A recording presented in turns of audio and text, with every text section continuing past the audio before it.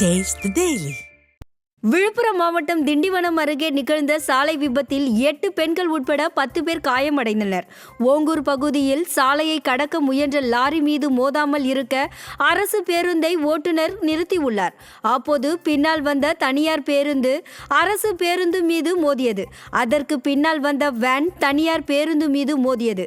இந்த விபத்தில் வேனில் பயணம் செய்த 8 பெண்கள் உட்பட 10 பேர் காயமடைந்தனர். இந்த தொடர் விபத்து காரணமாக சென்னை திருச்சி தேசிய நெடுஞ்சாலையில் 1 மணி நேரம் போக்குவரத்து பாதிக்கப்பட்டது. ஈரோடு மாவட்ட ஆட்சியர் அலுவலகத்தில் மூதாட்டி ஒருவர் தண்ணீர் கலந்த மண்ணெண்ணெயை ஊற்றி தீக்குளிக்க முயன்றது பரபரப்பானது. கோபி கள்ளிப்பட்டி வரப்பாளையம் பகுதியில் வசிக்கும் 80 வயது மூதாட்டி சின்னம்மாவின் தந்தைக்கு சொந்தமான 2 ஏக்கர் இடத்தை அண்ணன் மகன் அவர் பெயருக்கு மாற்றிவிட்டதாகவும் இது குறித்து பலமுறை புகார் அளித்தும் நடவடிக்கை எடுக்கவில்லை என்றும் கூறப்படுகிறது. இந்த நிலையில் மாவட்ட ஆட்சியர் அலுவலகத்தில் மக்கள் குறைதீர்ப்பு கூட்டத்துக்கு வந்த மூதாட்டி மனமுடைந்து மண்ணெண்ணெய் ஊற்றி தற்கொலைக்கு முயன்றார்.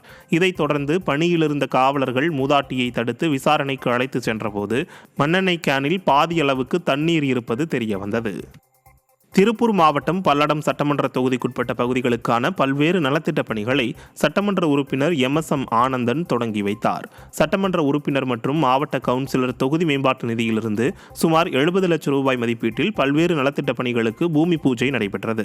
சாலை பணி, 60,000 லிட்டர் தரைமட்ட நீர்த்தேக்க தொட்டி, 1 லட்சம் லிட்டர் தரைமட்ட குடிநீர் தேக்க தொட்டி உள்ளிட்ட பணிகளை தொடங்கி வைத்தார்.